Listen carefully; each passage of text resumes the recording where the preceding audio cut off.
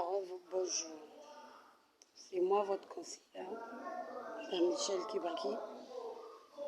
Bonjour à tous mes conseillers et mes conseillères. Aujourd'hui, je vous ramène un nouveau dossier. Ça vient de passer dans mon pays, dans mon village, dans mon quartier, qui te dit, qui sait, peut-être dans ma famille. C'est une histoire qui est vraie et triste. Cette histoire aujourd'hui fait pleurer parce qu'il y a eu une déchirure. Aujourd'hui, il y a certaines personnes qui ont de la peine parce qu'on leur avait fait sortir de la famille. Cette histoire a commencé dès le début de papa et maman. Quand tu remarques, les deux enfants ne s'entendent pas. Cherche à éteindre le feu. Cherche déjà à leur donner des conseils. Cherche déjà à leur mettre ensemble. Ne dis pas, non, c'est une histoire d'enfance. Quand ils vont grandir, ils vont s'aimer. Il y a une haine qui commence dans l'enfance et ça grandit. Les parents, le monsieur que je vous parle, il a eu 8 gosses avec sa femme. Il était bien, il a donné l'éducation qu'il faut. Mais le problème, c'est que quand les problèmes ont commencé entre les enfants, le papa, il trouvait ça un peu normal. Mais il ne savait pas que ce problème-là, un jour, ça va déchirer une famille. Et là où je vous parle actuellement, le frère aîné, il a pris la décision avec les autres frères et sœurs de réunir la toute dernière. Seul contre 7. C'est pas facile. Mais quand tu regardes bien l'histoire à laquelle on l'a réunie, c'est une histoire qui ne vaut pas la peine. Mais quand tu as des yeux de bien voir, tu vas voir que cette histoire a commencé dans l'enfance. Dans l'enfance. Si le père, il avait eu le temps de faire asseoir les enfants et de leur conseiller, de leur donner l'amour entre eux, cette histoire ne devait pas avoir des racines aujourd'hui. Moi qui vous parle, j'ai des larmes aux yeux. Parce que j'ai vu ça. C'est triste. C'est après la mort de papa et maman que aujourd'hui cette famille se déchire. Se déchire. Le grand frère a pris la décision de réunir la dernière. Il lui a dit clairement, tu n'es plus ma petite soeur, je te fais sortir de ma famille. Et cette dernière-là, elle est triste aujourd'hui. Pourquoi? La raison, les petits conflits. Les petits problèmes là de la famille là. Quand on est jeune, il me manque du respect. Je veux te taper, tu vas voir. C'est ça qui a causé ça. On ne connaît pas le cœur des gens. Il y a ceux qui sont nés avec haine. Ils ont la rancune. Eux, chez eux là, le pardon, ça passe pas. Même si tu viens. Parce que le tout dernier, il est parti pour demander pardon. Mais le nez là, il a refusé le pardon. Il a fait rejeter avec sa famille. Il a dit les choses choquantes. Mes amis, c'est pour cela que j'ai appelé les papas et les mamans. Venez, mettez-vous devant. Quand tu as des enfants, que ce soit 2 ou 3, prends ton temps de les éduquer, de leur donner l'amour entre eux. S'ils ont l'amour entre eux là, il n'y aura pas de... Quel que soit le problème qui va arriver, ils vont surmonter, ils vont se demander pardon et ils vont laisser parce qu'ils ont l'amour.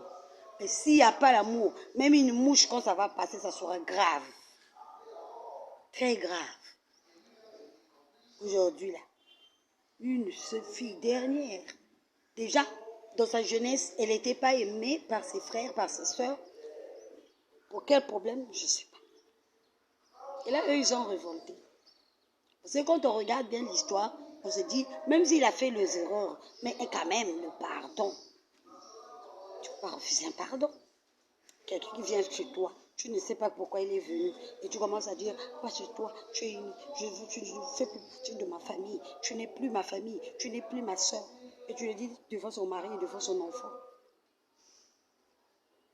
Dieu nous voit, qui est juste. Même si l'erreur à laquelle il a fait, il faut d'abord écouter la personne. À la fin, si tu vas lui faire les remarques, tu lui fais les remarques. Mais quand tu demandes pardon, pardon. Pourquoi le yaya n'a pas donné l'accès à la petite sœur, même si le problème était grave? Parce que dès le début de son jeune âge, il n'avait pas l'affection sur cette sœur-là. Il n'aimait pas cette sœur-là. Donc, quand le sœur gaffe, pour lui, il trouve tout à fait normal de le réunir et de lui faire sortir de la famille. Donc, je vous demande à vous tous les papas et les mamans, prenez tout votre temps. Ne soyez pas pressés. Quand tu as 2 enfants, apprends l'amour à ces enfants-là. Et surtout si ces enfants-là, ils ont des couleurs différentes.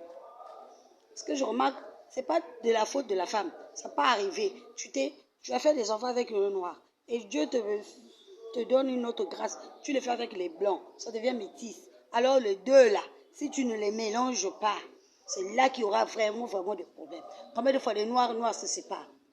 Combien de fois les noirs se séparent? À plus forte raison, les métis c'est noirs. Donc écoutez-moi mes amis. Quand tu as tes enfants, il faut les faire asseoir. Il faut lui dire ça c'est ta soeur. Ça c'est ta petite soeur. Laisse. Petite soeur, ça c'est ton grand frère. Il faut respecter. Tu les mets les deux là. Et tu les éduques là. Ne dis pas, tu vas dire chez l'autre là, non, laisse seulement. Mais lui là, que quand tu dis à l'autre, laisse seulement, c'est ta petite soeur. La petite soeur sait que même que maman est en train de parler là-bas. Tu dois les éduquer là. Ce sont tes enfants. Il ne faut même pas avoir peur de nos enfants. Les enfants commencent à nous faire peur. Pourquoi? C'est nos enfants, c'est nous qui leur apportons. Tu as apporté ton enfant dans ton ventre et ton enfant fait rien. Toi, tu trembles. Hein? Tu deviens Aïcha trembler. Non. Quand tu vois comme ça, l'enfant fait, toi, tu lui montres, moi aussi je connais Aïcha trembler. Moi, j'ai d'abord dansé ça avant Aïcha. Hein? Tu lui montres que c'est l'Aïcha tremblé là, le tremblé là, c'est moi qui avais dansé ça avant lui. Et puis tu vas voir, l'enfant va trembler. Et aujourd'hui, on est en train de remarquer beaucoup de choses qui passent dans les familles. Les déchirures, un grand frère qui arrive à dire à sa petite soeur que tu n'es plus le membre de ma famille. Pourquoi? Quel que soit le problème, même si la gravité du problème, ça aggrave. Il y a même ceux qu'on voit dans les familles, quand tu as l'amour, mais son frère a tué. Mais pour l'amour de son frère, tu ne vois pas la mort là. Il va lui-même aussi se sacrifier pour ça. Mais c'est décevant quand même. C'est le conseil que je peux vous donner. C'est une histoire vraie qui vient de passer dans ma famille, dans mon quartier, dans mon pays. Qui ne te dit pas que c'est dans ma famille? Donc c'est pour te dire que les choses sont très graves. Graves. Abonnez-vous, connectez, aimez, partagez. Moi-même, votre conseillère, je suis là. À vous mes conseillers. Donc, il faut aimer. J'ai besoin de vos avis. Parce que cette pauvre femme-là, quand on a réuni dans sa famille, elle veut des conseils. Moi, je ne peux pas lui donner seul les conseils. C'est pour cela que j'ai dit, moi j'ai mes conseillers et j'ai mes conseillères. Eux, ils vont nous ajouter quelque chose. Donc, quand tu vois le vidéo là, tu écoutes, écris en bas là, donne ton conseil. Comme ça, je vais donner à la dernière là. Parce que cette dernière là, je la connais. Elle a besoin du conseil. Merci beaucoup. Que Dieu vous bénisse.